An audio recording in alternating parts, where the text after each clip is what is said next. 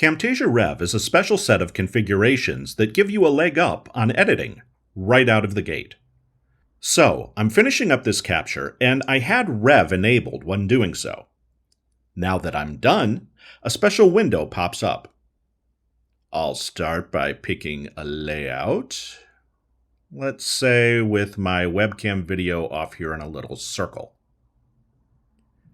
We can pick from a variety of dynamic backgrounds, or none at all if we have something else in mind. Then we've got all these cool effects. For example, let's pump up the size of my mouse cursor, throw on some corner rounding, and add a drop shadow to my windows. And finally, I can choose a color filter for my webcam video to add a touch of class. I like this one. Keep in mind that we can play back our content at any moment to see these changes in action.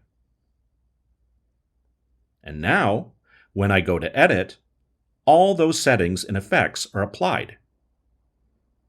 Keep in mind that they are all editable, so I can pile on more effects,